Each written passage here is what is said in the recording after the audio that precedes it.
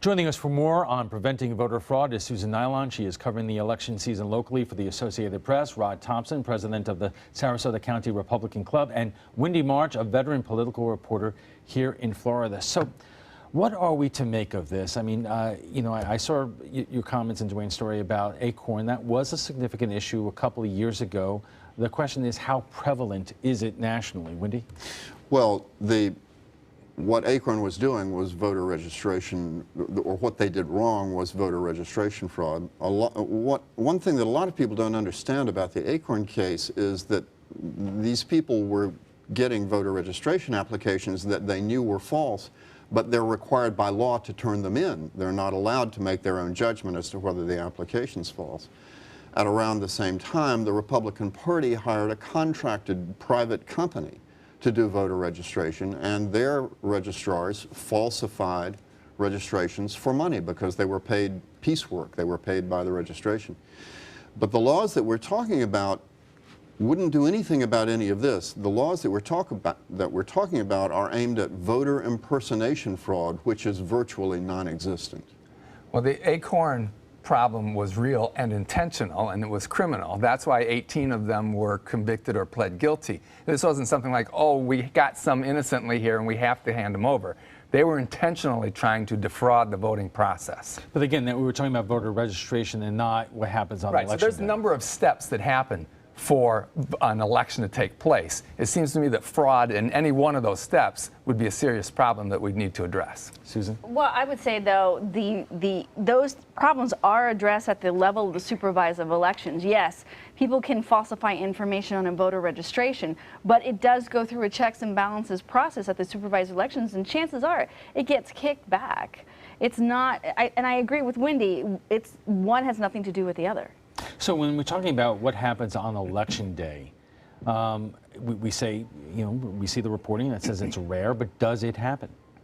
I guess my question would be, and when I was talking to Dwayne about it, my question was, I'm not sure we have a good handle on that. It doesn't look like it happens in high numbers, but when you look at what was being done with Acorn, when you look at the 4 Democrats that were convicted in Troy, New York, when you look at the Department of Investigations investigators in New York, that 63 out of 67 precincts, they were able to just vote under dead people and felons' names. When you look at all those sorts of things, you begin to wonder, all right, how much fraud might go on that goes on undetected that we don't know about? Perhaps, and Florida has very good laws, so perhaps most of them are caught in Florida. I'd be less confident around the country about that. I think the answer to that is almost none, and there's a good reason for it. If you go to the poll and pretend to be somebody else and try to vote, you're subjecting yourself to a possible 5-year sentence and a $10,000 fine. Okay, it's just not worth it. We are dipping our toes into this, and when we're going to take a quick break. Welcome back. If you're just joining us, we are discussing voter fraud and the integrity of our elections with our roundtable. Susan Nylon is covering the election for the Associated Press. Rod Thompson is president of the Sarasota County Republican Club. And Wendy March is a veteran political reporter here in Tampa Bay. Let's get into the meat of it, because this is in the news again, because Donald Trump was saying a couple weeks ago, he's warning people that the election could be rigged. Because he's worried about losing. Okay. Rod, is Mr. Trump's concerns legitimate? Probably not. In the rigged sense, he was complaining about it being rigged in the primary, and it wasn't rigged in the primary. What it was is there were rules that everybody knew were established. There were rules in the Democrat primary that Bernie supporters did not like at all. There were rules in the Republican primary that a lot of Trump supporters and others didn't like, but they were the rules going in. Everybody knew the rules. So that's not really rigging it. If he is looking at voter fraud, I think he said at one point if he loses Pennsylvania, it'll only be because of voter fraud. Sometimes Mr. Trump just says things. And that's probably one of those cases. If there's evidence for it, it should be brought forth, and brought forth quickly and immediately. Now, if you're looking at voter intimidation, which is, a distant cousin of voter fraud, you can look at Philadelphia, what happened with the new Black Panther Party and their members standing out there intimidating voters. So there's a lot of ways in which they can be affected without it being total fraud. But let's take this one issue at a time, because when Mr. Trump says things, his supporters believe him. Mm-hmm. And it becomes a reality.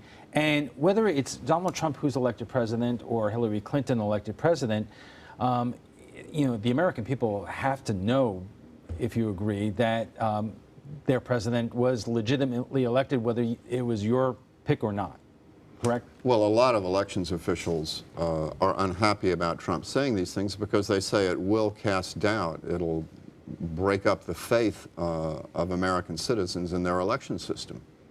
Plus, I also think that it adds to voter disenfranchisement. I mean, when you hear over and over again that the elections are rigged, then you're less likely to go cast your vote because you figure, what's the point anyway? Your candidate's going to lose. And I think that's an incredible disservice as well, especially if you don't really have any proof. And I think we need to decide, where is the potential of wrongdoing when we're talking about rigging an election. It's not at the federal level, it's at the local level. It's the vote by mail opportunity. It's the going into the nursing home and buying votes that way in exchange for gifts or whatever, and they sign their vote away. That's where the potential of voter fraud or voter rigging is actually more likely to happen than at a national level. Well, let's talk for a moment about voter intimidation, because Rod, you brought it up, and I want you to further explain what you're talking about there, because when we're talking about whether it's voter ID or a heavier law enforcement presence at some polling places, typically when I've heard about voter intimidation, the idea was to suppress minorities from going to the polls, but you're saying it goes both ways. Well, I'm saying it goes both ways. What you normally have heard there is what I've normally heard too, and that's normally what has been reported. What we saw on video, however, was what the new Black Panthers were doing in Philadelphia. Now, that's just one incident that was caught on video. Many years ago. How many years ago? I want to say it was in the 2008 election. It didn't even come out until the 2012 election. But it didn't really come out until 2012. Right, so you have that sort of voter intimidation that goes on, or that can go on. That you assume was voter intimidation. They happened to be in a neighborhood that actually appreciated the presence of the Black Panthers. Well, not the couple they caught coming around the corner, and the older white couple. They came around the corner, they saw them, they stopped, turned around. You can say that's racist or whatever it may have been. I think that was the point of the military dress they were wearing. It was to intimidate. Wendy, is there any history of anything like that, either that or the minority community complaining about a heavy police presence here in Florida at polling places around the state? Well, in Florida and in a lot of places, there have been what Democrats at least would strongly contend are attempts at suppressing minority voters. There's a technique called voter caging that the state Republican Party, the National Republican Party have used, which is to send a postcard to a registered voter. If the postcard is returned, then you go to the poll if that person tries to vote and challenge it based on the fact that his address isn't correct. The challenge means his vote probably will never be counted, regardless of whether he legitimately lived in the precinct or not. Then there are the other issues in the laws that were struck down in North Carolina and Wisconsin that judges there said were attempts to prevent minorities from voting. And again, Florida also has a history of inaccurate voter purges, purging the lists, purging the voting rolls of voters that has disproportionately affected minorities. There are a lot of different ways that have been used to try to affect the outcomes of elections. These other techniques, by the way, would have had far greater impact on the voter rolls. Two issues there. Intimidation. First, Rod, I want to give you a chance to respond to that. Well, I guess my question is, why does the presence of law enforcement at a polling place unduly affect minority voters from voting? This is an open-ended question. Why is that? Well, I guess my question is, how often does that actually happen? I've never seen an incident where that actually happens. It was brought up as something that happens in Florida here. And so if it happens and that works, I guess my question is why? Is the suggestion then that they are voting illegally, that they are voting criminally, they are criminals voting? I mean, if you're a law-abiding citizen, what do you care if there's law enforcement at the polling place? I've never heard anybody objecting to law enforcement at the polling place. Yeah, I haven't either. Okay. So I guess I'm a little confused about it. I think the discriminatory practices are the insistence of voter IDs. I think the discriminatory practices are making it very difficult for the minorities. Why? Whether I mean, I guess I understand that, Sure. but what is wrong with asking anybody who votes to have a government-issued ID? There is, fundamentally, there's nothing wrong with it. It's the process that somebody has to go through to get one that's problematic. It's the fact that the area or the group that is mostly affected by it are the 18 through 23-year-olds who don't have all the proper identification that is required to get a voter ID. It's the senior citizen on a fixed income who is debating whether to either buy medicine or food to ask them to spend another $68 to get a government-issued ID. It's that kind of stuff. I get that, but on the other hand, if you are going to cast a ballot for people running, shouldn't you have some kind of identifiable identification? Yes, you do. You have a voter's registration, or you have a bill, or you have something that many states actually accept right now. But it's not always a government-issued ID. If you didn't have to go through all the hoops that you had to get, maybe if everyone was just sent an ID free of charge, it wasn't required to have a list of qualifications in order to get one, then yeah, I would probably agree with you.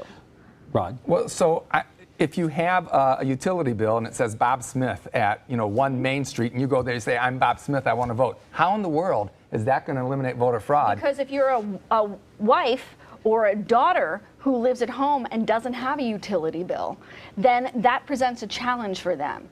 I mean, how many names are on a utility bill? How many names are on a rental agreement or a mortgage? I'm just saying that seems like a very weak form of voter ID. Well, to begin with, you would have had to register to vote with the same address that was on the utility bill. But one of the issues here, many people would say, what's wrong with being required to identify yourself to vote, as Rod said. But there are people for whom it's difficult. Mm-hmm. Susan mentioned college students who might have an out-of-state driver's license but not a Florida license. They wouldn't have a military ID card. They wouldn't have a concealed carry permit, which has been allowed as identification in some states. Maybe they haven't been able to go and get the government-issued non-driver's license photo ID that you can get. All right, why don't we take a break? We'll have final thoughts with our roundtable coming up. Welcome back, everyone. We are discussing voter fraud and voter ID laws with our roundtable, and time for final thoughts. And the question is, what do we make of all this? Because obviously, Donald Trump was talking about this a lot over the last couple of weeks. If this was a blowout election, it really might not amount to much. But guess what? It's awfully close out there, Woody. Yeah, the chances that you could rig a presidential election in this day and age are infinitesimal, and Donald Trump has presented no evidence of any rigging. As to the voter ID laws and voter fraud, like Rod said, a lot of people just don't see anything wrong with asking you to identify yourself at the poll. The problem is that there is such a thing as voter fraud, but the kind that's by far the most prevalent is not the kind that photo ID laws are intended to prevent. Rod? So I think that there is probably the main thing to remember is that voting in this country is the bedrock, basic, solid, fundamental right and necessity for a democracy. And if we don't ensure that to every degree possible, then we lose confidence. As Susan was saying earlier, the voters can lose confidence. So I think going a little extra mile, which wouldn't necessarily be counted as voter suppression, to ensure the legitimacy of each vote so that people always know that their vote is counted, is worth it. Susan? And I agree with that. I just don't think there's a real problem. I think I have a lot more faith in my supervisor of elections than I do the sound bites that you see on TV. And with more and more people going away from actually voting in the polls, and that's really the only place that you have to show an ID every time, it's a non-issue. And of course, we have a history of interesting elections here in Florida. Even the last presidential election, people have to keep in mind that President Obama won Florida by the slimmest of margins in 2012. And so this is something that we all have to keep an eye out for. We're going to have to leave it there. We want to share some of your feedback on the story that we did last night. Some homes on Manasota Key are in critical condition because of erosion. Tropical storm Colin in June and Hermine earlier this month made the already depleted shorelines even worse. In some cases, the foundations of some homes are now exposed to Gulf waters.